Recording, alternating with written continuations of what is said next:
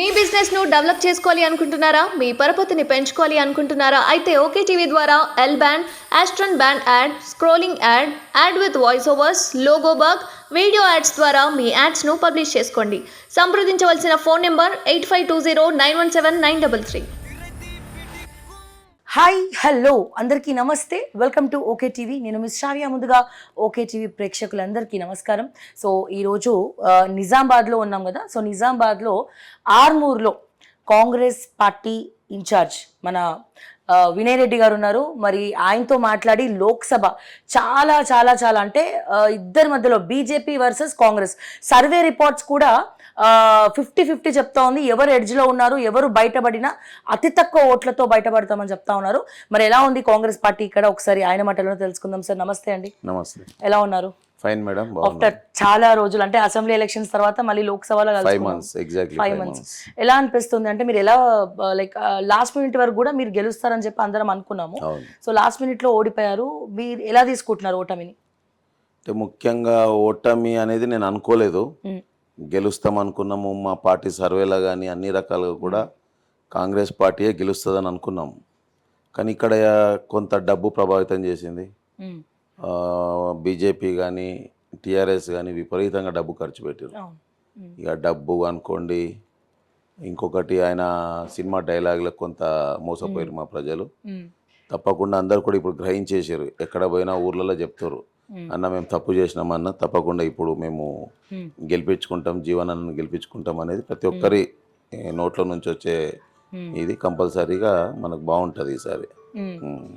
And ఇక్కడ విషయానికి వస్తే మీరు చూసినట్టయితే ఇక్కడ ముఖ్యంగా ఆర్మూర్ సార్, ఆర్మూర్ విషయానికి వస్తే మొత్తం కూడా కాంగ్రెస్ ని కాదు అని చెప్పి బీజేపీ కోట్లేయడం జరిగింది. సో ఇక్కడ లోక్సభ గ్రాఫ్ చూస్తేనేమో 50-50% ఉంది. అంటే ఇక్కడ వాళ్ళు అంటే ఆర్మూర్ ప్రజలు ఇప్పుడు మళ్ళీ కాంగ్రెస్ కి ఓట్లు వేస్తారని నమ్మకం ఉందా? లోక్సభకి కంపల్సరీ వేస్తారు. ఎందుకంటే కొంత మోసపోయినాం అనేది గ్రహించారు. ఈ రాష్ట్రంలో కాంగ్రెస్ ప్రభుత్వం ఉంది గనక ఎటువంటి అభివృద్ధి జరగాలన్నా కాంగ్రెసే చేస్తుంది. వినయాన్నే చేయాల్సిందే. ఎమ్మెల్యేది ఇక్కడ ఏం లేదనేది అందరికి అర్థమైపోయింది. ఎమ్మెల్యే కూడా ఎక్కడ పోతే అక్కడ మాట్లాడుతుండవు, నాదేం నడుస్తలేదు, నాదేం చెప్తలేరు, నాకు ఎవరు వింటలేరు అనేది చెప్పుకొని మొత్తుకొని పోతుండు. ఇప్పుడు ఈ రాష్ట్రంలో మన ప్రభుత్వం ఉంది. మేము 6 గ్యారంటీలు కాంగ్రెస్ పార్టీ ఇస్తుంది. ఏదున్నా మేము ఇస్తాం, మాది తప్పకుండా మేమే ఇవ్వాలి. అందుకోసం మనం ఓడిపోయినా కానీ 2-3 రోజుల నుంచి మనం మళ్ళీ గ్రౌండ్లో ఉన్నాం, తిరుగుతున్నాం, ప్రజాపాలనలో తిరిగినాం, ఎవరైతే సమస్యలున్నాయో వాళ్ళపైన తిరిగినాం, వాళ్ళ అప్లికేషన్స్ తీసుకున్నాం, వాళ్ళందరూ కూడా చెప్పినాం మనం ఇస్తాం, ఇవ్వాల్సిందని చెప్పినాం. కొన్ని గ్రామాలకు మా ప్రాంతంలో బస్సులు లేవు, వాళ్ళకి బస్సు సౌకర్యం కల్పిస్తామని చెప్పినాం. ఇంకా కొత్త బస్సులు ఓన్లీ 3 బస్సులే వచ్చినాయి. ఎలక్షన్ అయిపోయినాక కొత్త బస్సులు వస్తాయి, బస్సు సౌకర్యం కల్పిస్తాం. ఉచితం ఏదైతే చెప్పినామో లేడీస్కి అది ఇస్తాం. అట్లనే 200 యూనిట్ల వరకు కూడా కొంతమందికి రేషన్ కార్డు లేక ఇబ్బంది పడుతున్నారు, రేషన్ కార్డులు కూడా ఇప్పిస్తామని చెప్పినాం. ప్రతిరోజు ఒక 4 గ్రామాలు పోతున్నాం. ఉపాధి హామీ ఎక్కడైతే జరుగుతుందో 4 గ్రామాలు పోతున్నాం. పోగానే వాళ్ళు ఫీల్ అవుతున్నారు, అరే అన్న ఓడిపోయిన పాపం అనేది ఫీల్ అవుతుంది. ఇక చివరిగా అంటే నేను పోయిన ఎలక్షన్లు కూడా ఫీల్ అయినరు, గెలిపిస్తామనే దాంట్లో ఉండే. ఇక వాళ్ళది ఏం జరిగింది అనేది ఇక భగవంతుడు తెలుసు సార్. అయితే 100 రోజుల్లో 6 గ్యారెంటీలు అన్నారు సార్. చూస్తే గ్రౌండ్ లో మొత్తం కూడా యాంటీగా ఉంది. రుణమాఫీ చేస్తానన్న ముఖ్యమంత్రి ప్రమాణ స్వీకారం రోజు చేయలేదు, రైతు బంధు పడతాయని పడలేదు. సో ఇట్లా 6 గ్యారెంటీలు, ఒకటే గ్యారెంటీని 6 గ్యారెంటీలు కూడా ఇచ్చేసినాం. అంటే ఒక మహాలక్ష్మి పథకం కింద 2500 కూడా ఇంకా రాలే. ఆ ఒక్కదాన్ని 6 గ్యారెంటీలుగా చూపిస్తున్నారు, ప్రచారం చేస్తున్నారు, అబద్ధపు ప్రచారాలు చేస్తున్నారు. అంటే వాళ్ళు పట్టుకునేది గాడిద గుడ్డు కాదు, వాళ్ళు చూపించేదే గాడిద గుడ్డు అంటున్నారు. సో దీని మీద మీ అభిప్రాయం ఏంటి? ఇప్పుడు ఏమనుకున్నామంటే 3.5 కోట్లు, 3.5 లక్షలు, 4.5 లక్షలు కోట్ల అప్పు ఉందేమో అనుకున్నాం. తీరా అక్కడ పోయి చూస్తే ప్రతి దాంట్లో కూడా కేసీఆర్ గారు మొత్తం కూడా నాశనం చేసిన వ్యవస్థని. మీకు 100 రోజులు కాదు, సంవత్సరం కూడా సరిపోదు ఆ వ్యవస్థను సెట్ చేయాలంటే. సరే, ఇంతలోపు మనం ఒకటి వ్యవస్థ శాలరీస్ని ఫస్ట్ డేట్కి తీసుకురావడం జరిగింది. అట్లనే మనం బస్సు సౌకర్యం, బస్సుల్ని మొత్తం నాశనం చేసేసిండు. ఆ వ్యవస్థను లైన్అప్ చేసి కొత్త బస్సులు తీసుకోవడం జరిగింది. మహిళలకు ఉచితంగా ఇస్తున్నాం. 200 యూనిట్ల కరెంటు అది కూడా ఉచితంగా ఇచ్చినాం. అట్లనే సిలిండర్ అనేది 500 రూపాయలు చెప్పినాం, అది తీసుకొని రావడం జరిగింది. ఇంకా మనం మెయిన్గా చేయాల్సింది మీరు అన్నట్టు రైతు రుణమాఫీ అనేది ఏకకాలంలో చేస్తామన్నాం.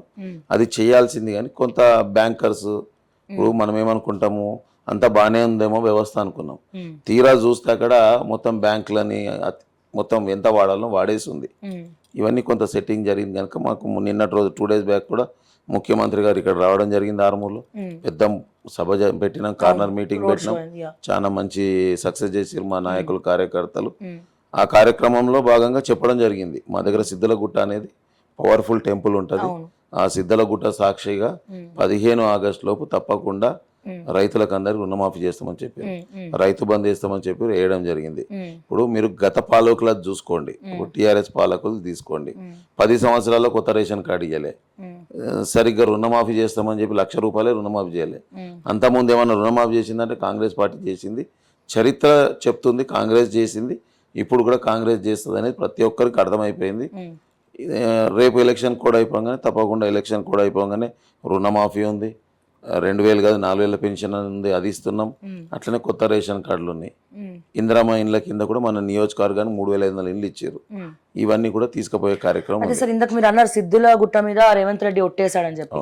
కేసీఆర్ గారు ఎక్కడికి వెళ్ళినా ప్రతి రోడ్ షోలో కూడా ఇప్పుడు ఏం నడుస్తుంది తెలంగాణలో అంటే రేవంత్ రెడ్డి గుళ్ళ మీద ఒట్లు, కేసీఆర్ మీద తిట్లు. సో ఈ ట్యాగ్ లైన్ యూజ్ చేసుకొని ఆయన ముందుకు వెళ్తా ఉన్నారు. దీని గురించి ఏం చెప్తారు? అంటే అన్నిట్లో ఒట్లేసుకుంటూ పోతా ఉన్నాడు, అయ్యేది కాదు పోయేది కాదు. దేవుడి మీద ఒట్టేసి ఎవరు కూడా అబద్ధం చెయ్యరు. అంటే ఆ స్థాయి కాదు, చిన్న స్థాయి, మీ స్థాయి నా స్థాయి అయినా మనం దేవుడి మీద ఒట్టు కానీ పిల్లల మీద ఒట్టు కానీ ఎప్పుడు వెయ్యం. వేసినాము అంటే ఎదుటి వారికి మనం చేస్తాం అనేది ధైర్యం ఉంటేనే ఆ మాట చెప్తాం. అంతేగాని ఏదో వాళ్ళలాగా ఇప్పుడు నిజంగా మీరు అనే దాంట్లో వాస్తవం ఏంటంటే అందరు ఏమనుకుంటారే ఇదంతా మోసం, వీళ్ళు ఇట్లనే చేస్తారు, టీఆర్ఎస్ వాళ్ళకి అట్లనే చేశారు, వీళ్ళు కూడా ఇట్లనే చేస్తారనే 10 సంవత్సరాల్లో ప్రజల్ని ఆ నాడిలోకి తీసుకుపోగలిగారు. ఏమీ చేయలే. ఇప్పుడు ₹1,00,000 బీసీ బంద్ అన్నాడు, పాపం అందరు కూడా వచ్చేస్తుంది అనుకున్నారు. మా దగ్గర 600 చెక్కులు వచ్చి వాపసు పోయినాయి. ఆ దరిద్రుడు ఎమ్మెల్యే, పాత ఎమ్మెల్యే జీవన్ రెడ్డి గారు రుణమాఫీ అది మన బీసీ బంధు ₹1,00,000 చెక్స్ 600 మందికి అండి, అవి రిటర్న్ పోయినాయి. అవి ఇచ్చింటే ఒక 600 కుటుంబాలకు ₹1,00,000 వచ్చేవి. ఆ ఆలోచన కూడా లేదు వాడికి. ఎలక్షన్ అయిపోయినాక తర్వాత ఏంది అని చూస్తే అవి మొత్తం కూడా స్మాష్ అయిపోయి ఉన్నాయి. అట్లా అంటే వాళ్ళు ఏమనుకున్నారు, వస్తుందేమో అనుకున్నారు, వస్తుంది అనుకున్నారు, గెలుస్తే ఇద్దాం అనుకున్నాడు. మరి వాడి ప్రభుత్వం మళ్ళా వస్తుందని ఆశలు ఉన్నాడో భ్రమలు ఉన్నాడో తెలియదు. అట్లా రకరకాలుగా హామీలు ఇచ్చారు. ఇప్పుడు ఏందైనా పరిస్థితి ఆయన వదిలేటట్లేదు. మీరు మొత్తం చెప్పి ఆల్రెడీ కథం అయిపోయింది. ఇంకా మొన్న ఒక దగ్గర వాళ్ళ కార్యకర్తల సమావేశాలు చెప్తుండు, కాంగ్రెస్ వాడు మొత్తం మా కార్యకర్తల్ని బెదిరిస్తున్నాడు, మొత్తం గుంజేస్తున్నాడు అని చెప్తుండు. స్టార్టే చేయలే, బెదిరింపు స్టార్ట్ చేయలేదు. ఓన్లీ సినిమాల పేర్లు నడుస్తున్నాయి. ఇంకా సినిమా చాలా ఉంది, ఇంకా 13.5 రీల్స్ ఉన్నాయి. మస్తు చూపెట్టేది ఉంది బిడ్డ, నీకు చూపిస్తా. మేడం కూడా కష్టం ఉంది, నీ తోలు తీస్తాం బిడ్డ. ఇప్పుడు ఆయన చేసిన కబ్జాలు అంటే చాలా మంది దగ్గర బలవంతంగా ల్యాండ్స్ గుంజుకున్నారు, అవన్నీ ఏమైనా మళ్ళీ వెనక్కి తీసుకునే ప్రయత్నం ఏమైనా జరుగుతుందా? 100% జరుగుతుంది. వాడు ఏమనుకుంటుండంటే ఏది చేసినా చెల్లిపోతుంది, నాకేం కాదు, మళ్ళీ ఎవరినో కొన్ని పట్టుకొని నేను వస్తా అనేది భ్రమలో ఉన్నాడు. నిన్నటి రోజు కూడా ఆర్టీసీ కాంప్లెక్స్ ఇక్కడ ఉంది కదా, మాల్ వంది, అది మొత్తం సీజ్ చేసేయాల్సి లెక్కకి. ఈవినింగ్ 4 o'clock సీజ్ చేస్తామని నోటీస్ ఇచ్చారు. ఇచ్చినాక మళ్ళీ 40 లక్షలు ఏమో కట్టిండు. ఇంకా 2.8 crores ఎంతో బ్యాలెన్స్ ఉన్నట్టు ఉంది. ఇంకా మనం ఆ దృష్టిలో పెట్టలే, ఇంకా పూర్తి దృష్టి పెట్టలే, కొద్దిగా దృష్టి పెడితేనే ఆ పరిస్థితి ఉంది వాంది. ఇప్పుడు ఎలక్షన్ మోడ్లు ఉన్నాం కదా మనం, ఎలక్షన్ మనమేమో మొన్నట్టు ఓడిపోయి ఉన్నాము. రేపటి నాడు నేను ఇక్కడ కాంగ్రెస్ అభ్యర్థి జీవన్ రెడ్డి గారికి మెజారిటీ ఇవ్వాలా, ఆ సెక్షన్ లో వర్క్ చేస్తున్నా. ఇంకా నేను వన్ సైడ్ కు పోలే, వన్ సైడ్ కు పోతే వన్ సినిమా వేరే రకంగా ఉంటది. మెజారిటీ వస్తుందంటారా జీవన్ రెడ్డి గారికి? ఇక్కడ బీజేపీ మోడీ వేవ్ అనేది బాగా నడుస్తా ఉంది. నిజామాబాద్, బైంసా, నిర్మల్, ఈ ఆదిలాబాద్ మొత్తం కూడా ఫస్ట్ నుంచి కూడా అంటే బీజేపీ వేవ్ అనేది, మోడీ వేవ్ అనేది ఉంది. సో ఈ మోడీ వేవ్ ని కాదని కాంగ్రెస్ నిజామాబాద్ లో ఎలా గెలవబోతుంది, ఏ రకం గెలవబోతుంది? ఇప్పుడు మోడీ వేవ్ ఉండొచ్చు. ఇప్పుడు మోడీ వేవ్ ఉంటే ఏంటంటే మోడీ ఏం చేసిండు, ఇప్పుడు నిజామాబాద్ కి ఏం చేసిండు మోడీ అంటే ఏమీ లేదు చెప్పుకోవడానికి. ఏదున్నా మళ్ళీ కాంగ్రెస్ వే ఉన్నాయి ఇక్కడ. ఓ శ్రీరామ్ సార్ ప్రాజెక్ట్ తీసుకోండి, ఇంకా ఇక్కడ ఏదన్నా అభివృద్ధి చూసుకోండి, అన్ని కూడా గతంలో చేసిన కాంగ్రెస్లో చేసిన అభివృద్ధి ఉంది కానీ నేను గ్రామాలలో పోతున్నా. అమ్మ మీ ఊరికి ఒకటి అరవింద్ చేసింది ఒకటి చెప్పుర్రు అమ్మ అంటే అందరు వాళ్ళ ద్వారా ముఖాలు చూసుకుంటారు. ఏం చేయలేదు అసలు. అసలు పసుపు బోర్డు ఇక అంతా స్పైసెస్. డమ్మీ ఎంపీ 543 ఎవడ ఉన్నట్టు ఈయననే. ఇంకొక విషయం ఏంటంటే ఇప్పుడు నేనున్నా, సపోజ్ ఒక కార్యకర్త నిన్నటి రోజు మొన్న 2 days బ్యాక్ ఒక ఎంపీటీసీ నా పార్టీ నుంచి వేరే వాళ్ళని జాయిన్ చేసుకున్నామని బీజేపీలోకి పోయిండు. పోయినప్పుడు నేను ఫీల్ అయినా, అరే అని నేను ఫోన్ చేసి మాట్లాడినా, నువ్వు అట్లాంటివి ఏం తీసుకోక నేను ఉన్నా నీకు, ఒకవేళ ఆయన వచ్చినా నీది నీకు ఉంటుంది, నువ్వు ముందే వచ్చినావు కదా అని చెప్పి మాట్లాడడం జరిగింది. ఒక 7-8 నిమిషాలు మాట్లాడినాం. అంటే ఒక ఎంపీటీసీ పోతున్నాడు అంటేనే మనము ఆలోచన చేస్తాం, అరే మన పార్టీ కోసం. మళ్ళీ ఆయన ముందు నుంచి ఉన్న వ్యక్తి కాదు, మొన్న ఎలక్షన్ అయిపోయినాక వచ్చిన వ్యక్తి. ఆయన పోతేనే ఒక 10 నిమిషాలు ఫీల్ అయినాం మనం. ఇక ఈ అరవింద్ అనేటోడికి నేను ఒక 32,000 మెజారిటీ ఇచ్చిన, మీకు తెలుసో తెలియదు. ఈ పార్లమెంట్ 7 నియోజకవర్గాల్లో అత్యధిక మెజారిటీ ఎవరు ఇచ్చారంటే వినయ్ రెడ్డి. 32,000 మెజారిటీ. చాలా కష్టపడ్డారు అప్పుడు బీజేపీలో ఉన్నప్పుడు. హైయెస్ట్ ఇక గజ్జ కట్టుకొని తిరిగిన. ఈ రోజు అదే గజ్జ కట్టుకొని మళ్ళీ తిరుగుతున్నా. ఎవరిని ఆయన నోడకూడదామని తిరుగుతున్నా. ఇక నేను ఒకటి, ఇంకో పక్కకి డాక్టర్ వెంకటన్ కొరుట్లాలు ఉంటాడు, ఆయన మళ్ళీ ఈయననే తీసుకొచ్చి నన్ను కూడా ఇంచుమించుగా ఈయననే తీసుకొచ్చాడు. ఆయనకి ఏం చేసిండు, ఆయన 19,500 మెజారిటీ ఇచ్చిండు. ఇస్తే ఏం చేసిండు, ఒక మధ్యలో ఏం చేసిన ఒక 1 year బ్యాక్ ఏమో అన్న సర్వే చేస్తే నీకన్నా వదినకి ఎక్కువ వస్తుందని చెప్పిండు. అంటే అలా వైఫ్ని, తన ఎక్స్ జెడ్పీటీసీ.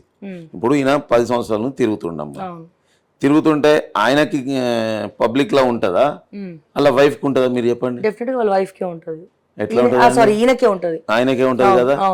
ఆయనకే ఉంటే ఏం చేసిండు, మెల్లగా ఈయన కట్ చేయడానికి, అన్న నీకు మంచిగా లేదు, వదినకే మంచిగా ఉంది అన్నాడు.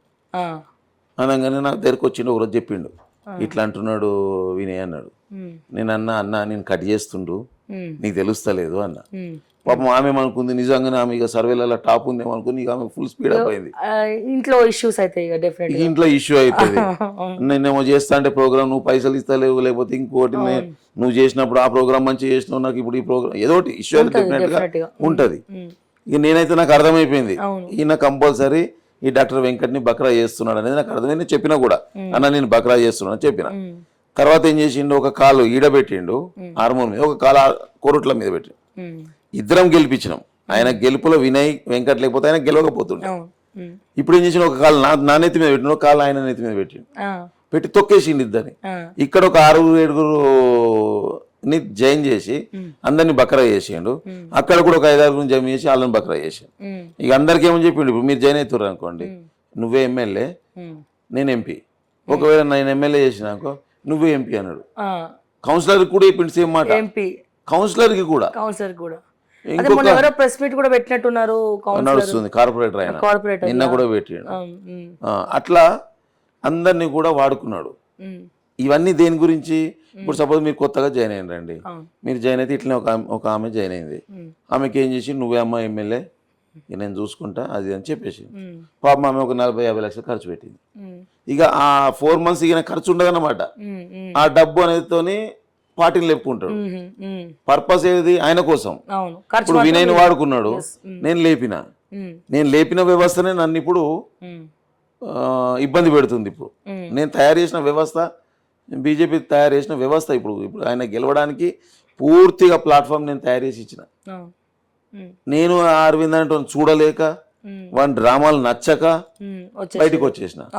దమ్మునోని కనుక బయటకు వచ్చిన, ఎవరైనా వస్తారా చెప్పండి, పోయి కాలు పట్టుకుంటారు. ఎవరైనా వేరే నా ప్లేస్ ఉంటే, అన్న తప్పైంది అన్న, ఇక నువ్వే అన్న, ఇక నీ అంతటి లేడన్నా, నువ్వు చాలా చేసినావు అన్న, డబ్బులు బాగా ఖర్చు పెట్టడము, ఎంత నష్టం అండి.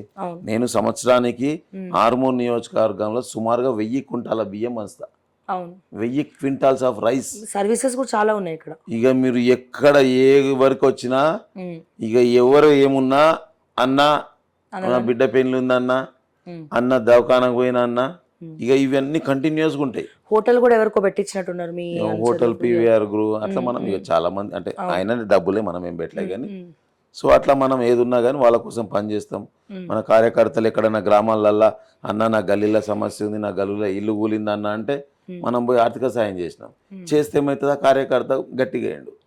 వాళ్ళు ఎక్కడ ఇల్లు కాలినా మనం పోయినాం, చేసినాం, వాడు గట్టిగా అయ్యిండు. ఇక వాడు గట్టిగా ఎట్లా అయిపోయిందంటే ఇక రారాబోయే అంటే కూడా వచ్చే పరిస్థితి లేకుండా గట్టిగా ఉన్నాడు. ఇక మనం బయటకు వచ్చినాము, సమయం సరిపోలే, ఇక మనకు మంచి ప్లాట్ఫామ్ తయారైంది, గెలిచిండు. సరే మన అదృష్టం అనుకుని నేను గమ్మున ఉన్నా. ఒక 1 వీక్లో ఇక చిట్కలు వేసుడు స్టార్ట్ చేసిండు. ఎవడు మన గెలిచినోడు నాకు తెలుసు, జీవన్ రెడ్డి దొంగ అయితే వీడు గజ దొంగ అని తెలుసు. నేను చెప్పినా కూడా, అమ్మ వీడి దొంగ అయితే వాడు గజ దొంగ, అమ్మ నమ్మకండి అన్నా కానీ మా తల్లులకు సినిమా డైలాగులు నచ్చినాయి.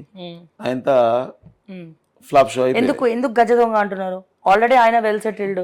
అందుకే వెల్ సెటిల్డ్ ఎట్లయితాడు? వాని అన్ని కూడా ఏదేదో ఉంటాయి, గంధం చెక్కలు, ఏమేమో స్మగ్లింగ్ ఉన్నాయి, కేసులు ఉన్నాయి, మల్టిపుల్ కేసులు ఉన్నాయి. కేసులు ఉంటాయి, మల్టిపుల్ కేసులు. ఇప్పుడు రిజిస్టర్డ్ అంటే నా పేరు మీదనే, నేనే మొత్తం అథారిటీ నాదే, ఈ దేశంలో నేను తప్ప వేరేవాడు ఎవడు లేడు, ఈ రకంగా చెప్తాడు. అఫీషియల్గా చేస్తా అని చెప్తాడు. ఆయన మీద మల్టిపుల్ ఆఫ్ కేసెస్ ఉంటాయి. ఆ కేసెస్లో కూడా ఒకటి డిక్లేర్ చేయకపోతే కూడా ఆయన అఫిడవిట్ మీద కూడా పాత ఎమ్మెల్యే గారు కేసు ఫైల్ చేయడం జరిగింది. నేను కూడా ఆయన దాంట్లో అన్ని లోవర్ వాల్యూస్ చూపెట్టిండు. 5 కోట్లు ఉన్న ప్రాపర్టీని 1 కోటి చూపెట్టిండు, 1 కోటి ఉన్న ప్రాపర్టీని 40 లక్షలు చూపెట్టిండు. గవర్నమెంట్ వాల్యూ మినిమం, మనం ఎప్పుడన్నా సరే minimum we will show government value. అది కూడా చూపెట్టలేదు, 10%, 20% చూపెట్టి. నేను కూడా ఆయన మీద కేసు వేసిన. 100% ఈయన దొంగ మాటలు, దొంగ ప్రవర్తన వల్ల భగవంతుడు కూడా డెఫినెట్గా ఆయనకు శిక్షిస్తాడు అనుకుంటున్నాను నేను. ఎందుకంటే అన్ని అబద్ధాలుగా. ఇక దాన్ని బట్టి డెఫినెట్గా ఒక 3-4 నెలలు మీ అందరు ఆశీర్వాదం మంచిగా ఉంటే మళ్ళీ ఎమ్మెల్యే మనమే ఉంటాం ఇక్కడ ఆర్మూర్కి. ఎందుకంటే 6 months కంపల్సరీ కావాల్సి. ఆయన మీద కేసు వేసిన, అఫిడవిట్ కేసు వేసిన, అయిపోయింది. అది టేబుల్ మీద 3rd మొన్న వచ్చింది. ఇక నడుస్తుంటుంది. ఒక 3-4 monthsలో జడ్జ్మెంట్ విల్ కమ్. దాని తర్వాత ఇంకోటి ఏంటంటే జీవన్ రెడ్డి కూడా వేసిండు ఆయన మీద వేసిండు. హుషారుతనం చేసి నా మీద కూడా వేసిండు.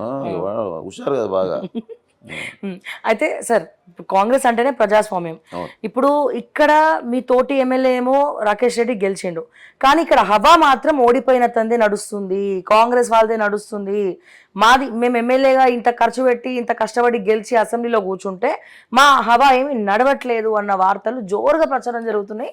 దానికి కర్త కర్మ క్రియ మీరే అనుకోవచ్చా? అంటే మాకు రేవంత్ అన్న డైరెక్ట్గా చెప్పిండు, ఓడిపోయినా ఎవరైతే బీఫామ్ నేను ఇచ్చినామో వాళ్ళే అక్కడ బాస్ అని చెప్పిండు. మాకు 10 కోట్ల రూపాయలు స్పెషల్ డెవలప్మెంట్ ఫండ్ ఇచ్చిండు. మేము ఎలక్షన్ టైంలో హామీలు ఇచ్చినాము. మేము ఎలక్షన్ టైంలో 6 గ్యారెంటీలు ఇచ్చినాము. సరే, ఇప్పుడు మీరు అన్నట్టు ఆయనకే అప్పచెప్పిన అనుకోండి. నేను మా ప్రభుత్వము కళ్యాణ లక్ష్మి ఇస్తుంది. కళ్యాణ లక్ష్మి ఇచ్చే పైసలు కాంగ్రెస్ పార్టీది. ఆయన ఎవరు పంచడానికి? ఎట్లా పంచుతాడు? పోయి డ్రామాలు చేస్తాడు, ఫోటోలు దిగుకుంటే ఆయన ఇస్తున్నట్టు ఫోటోలు కొడతాడు.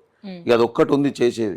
దానికి కూడా ఒక రూల్ చేంజ్ చేసేస్తే కళ్యాణ లక్ష్మి కూడా అయితే అఫీషియల్స్ చేయాలి, గవర్నమెంట్ అఫీషియల్స్ చేయాలి, లేకపోతే మా కాంగ్రెస్ సర్పంచులు కానీ ఇంకెవరైనా నాయకులు చేయాలి తప్ప ఆయన కూడా చేయదు. మన డబ్బులు కదా మేడం, ప్రభుత్వంది అన్నప్పుడు మనం చేస్తాం.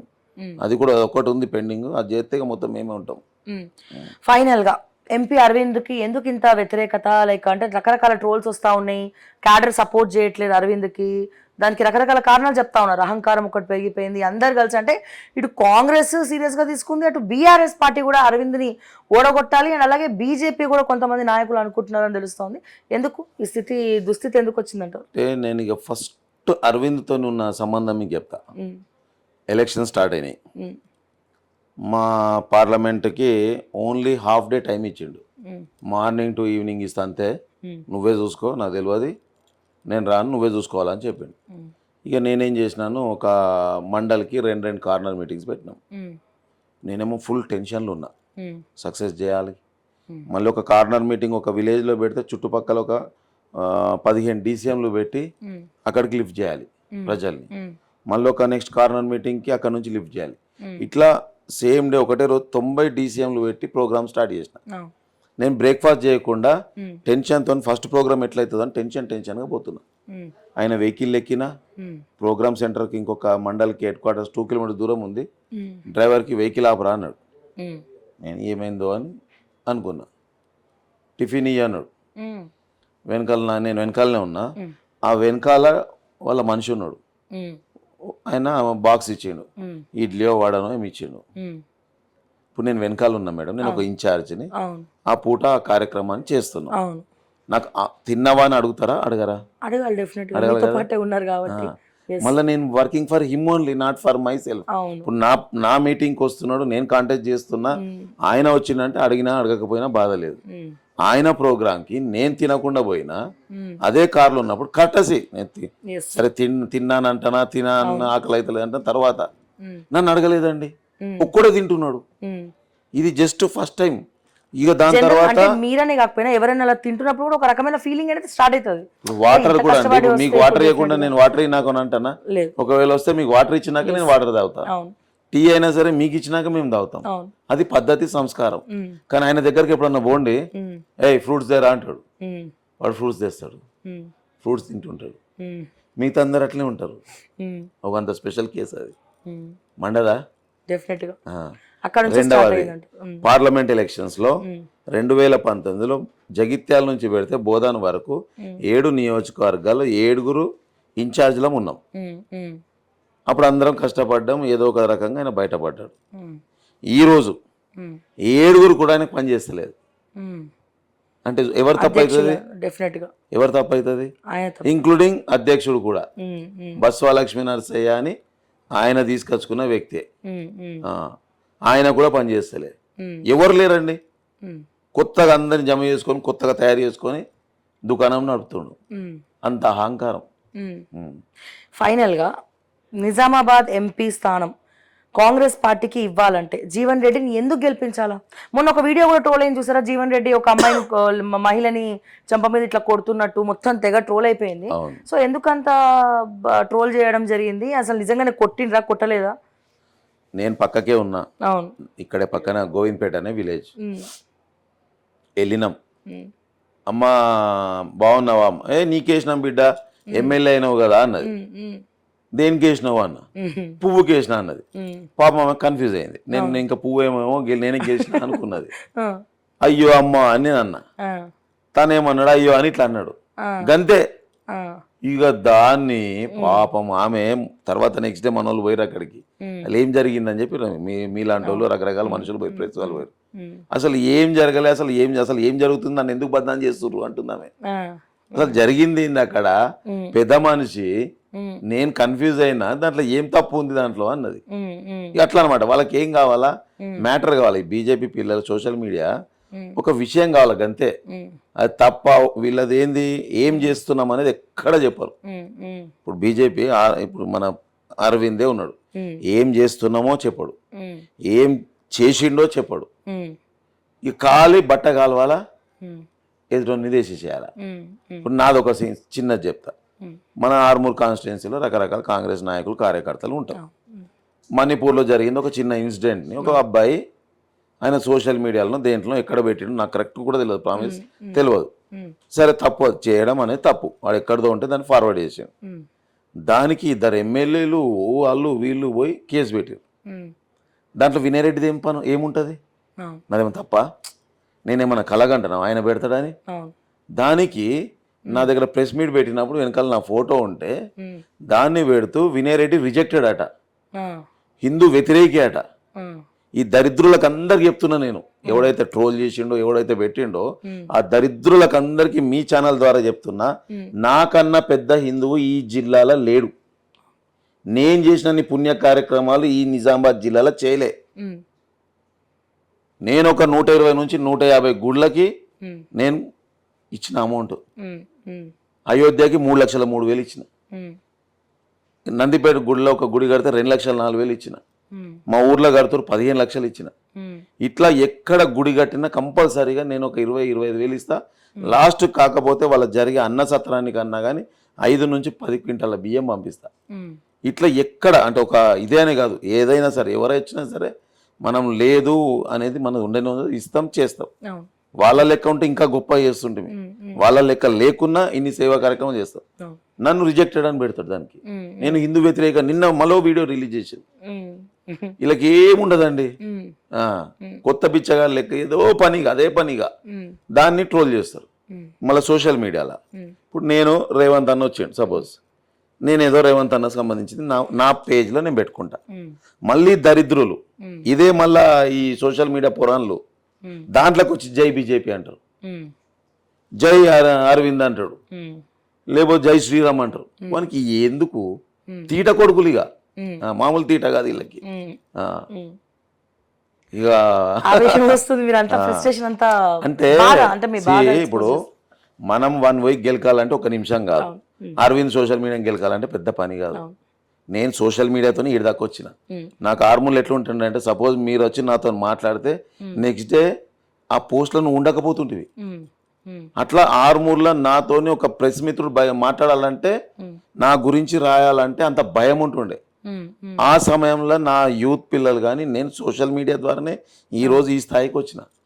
ఇప్పుడు రాస్తున్నారు నా గురించి. ఇప్పుడు నేను ఖాళీ పంపితే ఇప్పుడు పెడుతుర్రు. ఇప్పుడు అంతా కూడా భయంలోకి వెళ్ళి ఆర్మూర్ ప్రాంతం అంతా కూడా ఆ పాండుగాని భయంతో మంచిగా ప్రశాంతంగా ఇప్పుడు చాలా హ్యాపీగా ఉన్నారు. చాలా సంతోషంగా. ఇక అందరికి లైన్ క్లియర్ అయిపోయింది. మంచిగా వస్తారు పోతారు, మంచి చెడుకు వస్తారు, మంచిగా ఒక సిస్టమ్ తయారైంది. ఇక అంతకుముందు అట్లా లేకుండే. పాపం ఒక నాయకుడు ఉంటాడు, వాళ్ళ బిడ్డదో కొడుకుదో పెళ్ళి అనుకో. ఇప్పుడు నాకు ఇవ్వాలను ఎవరైనా సరే ఎవరికైనా పిలుస్తారు. దాంట్లో శత్రువా మిత్రువా ఏముండదు. పెళ్ళికి కానీ సావుకు కానీ ఏముండదు. సావుకు పోయినా ఎందుకు వచ్చిండు, ఎవడు పిలిచిండు, పెళ్ళికి పోయినా సేమ్ మళ్ళీ అదే, వాడిని ఎవడు పిలిచిండు, ఒక అంత భయంతో నడిపించిండు. ఇప్పుడు మంచిగా ఉంది. ఏది ఏమన్నా సరే కాంగ్రెస్ పార్టీ ఆల్వేస్ ప్రజల కోసం పనిచేస్తుందండి. ప్రజల క్షేమం కోరే పార్టీ. గతంలో కాంగ్రెస్ రైతులకు ఉచిత కరెంట్ ఇచ్చింది. ఈ రోజు బీదవారికి కూడా ఉచితంగా ఇంటికి కరెంట్ ఇస్తుంది. మరి వీళ్ళ బీజేపీ వాళ్ళు అయితే ఎన్నో రాష్ట్రాలు ఉన్నారు, ఎక్కడ ఏం చేస్తున్నారో చెప్పు. మనం ఏముండదు, ఇక చెయ్యరు, చేస్తోని ముందుకు పోనీయరు. తప్పకుండా నేనైతే 100% ఈ పార్లమెంట్లో జగిత్యాల జీవన్ రెడ్డి గారు గెలవాల. ఎందుకు గెలవాలి అంటే 6 సార్లు ఎమ్మెల్యే అయిండు, 2 సార్లు మంత్రిగా ఉండే, ఇప్పుడు ఎమ్మెల్సీగా ఉన్నాడు, ప్రజలలో ఉన్నాడు. ఇప్పుడు కూడా ప్రజలను వదిలేసి ఎప్పుడు ఈయన లెక్క డ్రామాలు చేయలే. ఎప్పుడున్నా సరే ప్రజలలో ఉన్నాడు, ప్రజా సమస్యల మీద ఉన్నాడు. ఎక్కడ ఏ అవసరం ఉన్నా ఇప్పుడు నేను ఫోన్ చేసి ఒక విషయం చెప్తే మాలాంటి వాళ్ళమే మర్చిపోతాం ఒక్కొక్కటి. మళ్ళీ ఇప్పుడు ఎవరో కార్యకర్త చేస్తాడు, ఒక 10 నిమిషాలు నేను ప్రెస్లో ఉన్నా మళ్ళీ మాట్లాడుతూ అంటాం, మర్చిపోతాం మనం.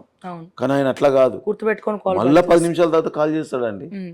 అంత బిజీ లైఫ్లో కూడా కాల్ చేసి మాట్లాడి ఏం జరుగుతుంది ఏమైతుంది ఇవన్నీ కూడా అంత గొప్ప వ్యక్తి. అట్లాంటి వ్యక్తికి గెలిస్తే ఏమవుతుంది, ఒకటేమో ప్రాంతం అంతా అభివృద్ధి చెందుతుంది. కవిత ద్వారా నష్టపోయింది ఒక 5 సంవత్సరాలు, ఈ అరవింద్ ద్వారా ఇంకా ఎక్కువ నష్టపోయింది. ఈ నష్టం నివారణ జరగాలంటే తను గెలిస్తే, రాష్ట్రంలో మన ప్రభుత్వం ఉంది కనుక ఇక్కడ సమస్యలు ఉన్నాయి. చెరుకు కర్మాగారాలు తెరవాలి, పసుపుకు సంబంధించింది తీసుకురావాలి. ప్లస్ ఇక్కడ మా దగ్గర లక్కంపల్లి అనే ఒకటి విలేజ్ ఉంది, అక్కడ సెజ్ ఉంది. ఒక 423 ఎకరాలు కాంగ్రెస్ హయాంలో ఇచ్చింది ఉంది. వీళ్ళ హయాంలో ఎక్కడ కూడా ఒక ఇండస్ట్రీ తీసుకొచ్చింది లేదు. ఇక్కడ మనం ఇండస్ట్రీస్ తీసుకురావాలి. తీసుకొస్తే ఒక 1000 మందికో 2000 మందికి ఉపాధి కల్పన చేస్తాం. అదర్వైజ్ ఏం జరుగుతుంది, పాపం దేశాలు పోతురు, అక్కడ చాలాని జీతంతో గడుపుతారు, చాలా మంది మోసపోతురు. ఇవన్నీ సమస్యలు పోవాలంటే తప్పకుండా 100% జీవన్ రెడ్డి గారిని గెలిపించుకోవాలి, ప్రజలు గెలిపించుకోవాలి. ఇంకొకటి, మన ప్రభుత్వం ఉంది కనుక మేము కూడా చెప్తున్నాం, మన ప్రభుత్వం ఉంది కనుక జీవన్ రెడ్డి గారు గెలిస్తే మనకి ఇంకా ఏదైనా అభివృద్ధికి నిధులు కావాలన్నా, ఇంకా ఏదైనా ప్రధాన సమస్య రేపడినాడు ఏదైనా సమస్య వచ్చినా పార్లమెంట్లో మాట్లాడగలుగుతారు. ముఖ్యమంత్రి గారి దగ్గరికి మనం వెళ్ళి చెప్పే శక్తి ఉంది, తీసుకొచ్చే ఆలోచన విధానం ఉంది. అట్లాంటి వ్యక్తికి గెలవాలి. ఈ అరవింద్కి వెళ్తే ఏమవుతుంది, మళ్ళీ నష్టమే. ఈయన ఏం చేయలేదండి, మీరు ఎంక్వైరీ చేయండి. ఒక 3 కవిత గారు ఒక 3 RORలు ఇప్పించారు. రైల్వే వారు ఉంటాయి కదా, మీరు వస్తున్న క్రమంలో అడవి మాడిపల్లి దగ్గర ఉంది. కవిత గారు 3-4 సంవత్సరాలు అట్లే ఉంచారు. ఈయన వచ్చి 5 సంవత్సరాలు కట్టరా అండి ఇక బ్రిడ్జ్? ఏం చేసిండు ఈయన? పాతది అది, మళ్ళీ అది కొత్తగా ఈయన చేసింది ఏం లేదు, అది కంప్లీట్ చేయలేదు. ఇక్కడ ఒకటి ఉంటుంది మామిడిపల్లి అని చెప్పి, అక్కడ పాపం 3 సంవత్సరాల నుంచి తిరుగుతున్నారు, అక్కడ అదే పరిస్థితి. ఇవి చేయడు, ఇక అన్ని చేసినామని చెప్పి అభూత కల్పనలు. ఒక్కటి నా అదృష్టం ఏంటంటే మోడీ గారి పేరు చెప్పుకొని ఓటు అడుగుతుండు, రాముడు పేరు చెప్పి ఓటు అడుగుతుండు. ఆయన పేరు ఎక్కడ చెప్తలేరు, మళ్ళా ఓన్లీ ఆ 2 పేర్లు చెప్పుకొని ఓటు అడుగుతున్నారు. ఆయన పేరు మీద ఓటు అనేది లేదు ఇక్కడ. రిజెక్టెడ్ ఉమ్. రిజెక్టెడ్. ఫైనల్ గా బీఆర్ఎస్ పరిస్థితి ఏంది? మొన్న రోడ్ షో కేసీఆర్ గారు చేసినప్పుడు మీ నిజామాబాద్ కావచ్చు, మొత్తం ఆర్మూరు అసలు విచ్చలవిడిగా వెళ్ళడానికి కూడా గ్యాప్ అయినంత మంది కేసీఆర్ చూడడానికి వచ్చారు. ఒక్కసారి ఇప్పుడు జిల్లాలో అయితే బీజేపీ బీఆర్ఎస్ ఒకటి అనేది అందరికి అర్థమైపోయింది. ఒకటి బీఆర్ఎస్ గతంలో ఉన్న వ్యవస్థ ఏం లేదు. మొన్నటిసారి 4,12,000 ఓట్లు ఇదే పార్లమెంట్ వైజ్ వచ్చినాయి. ఇంకా కాంగ్రెస్ కన్నా ఒక 6,000-7,000 ఎక్కువనే వచ్చినాయి. దాని తర్వాత మన ప్రభుత్వం వచ్చింది కనుక ముఖ్యంగా ఆర్మూర్ తీసుకుంటే ఆర్మూర్లో 90% బీఆర్ఎస్ ఖాళీ అయిపోయింది. స్పీడ్గా, మళ్ళీ ఖాళీ అంటే మామూలు స్పీడ్ కాదు, జెట్ స్పీడ్గా ఖాళీ అయిపోయింది. మొత్తం అందరు కాంగ్రెస్ లోకి వస్తూనే ఉన్నారు, నడుస్తూనే ఉంది. వాళ్ళు కూడా ఏంటంటే పాపం 10 సంవత్సరాలు రకరకాలుగా అనుభవించారు, భయంతో జీవించారు. అందుకోసం జెట్ స్పీడ్ అన్న, నేనేమో చాలా శాంతిమూర్తిని, అందుకోసం వాళ్ళు కూడా అదే రకంగా స్పీడ్గా వచ్చారు. ఇదే స్పీడ్ ఎలక్షన్ కన్నా ముందు వచ్చింటే ఓ 15,000-20,000 మెజార్టీతో గెలిచేవాళ్ళు. సరే, మన అదృష్టానికి ఏమైందంటే రాష్ట్రంలో మన ప్రభుత్వం వచ్చింది, ప్రజలు కొంత తప్పు చేసినామనే ఆలోచన వచ్చింది. నేను గెలవకున్నా సరే జీవన్ రెడ్డి గారు గెలిస్తే ఏంటంటే ఒక నాకు అండా ఉంటుంది అనే దాని మీద గత 2.5 నెలలుగా గ్రామాన్ని తిరుగుతున్నాం. పట్టణంలో కానీ ఎక్కడ కానీ జాయినింగ్స్ చేసుకుంటూ పార్టీని స్ట్రెంగ్తెన్ చేసుకుంటూ పోతున్నాం. రేపు జరిగే పార్లమెంట్ ఎలక్షన్లో పార్లమెంట్ వైజ్ అయితేనేమో 1,00,000 కన్నా ఎక్కువ మెజార్టీతో గెలుస్తాం. ఆర్మూర్ విషయానికి వస్తే ఒక 10,000-15,000 మెజార్టీ ఇచ్చే ప్రయత్నం చేస్తున్నాం.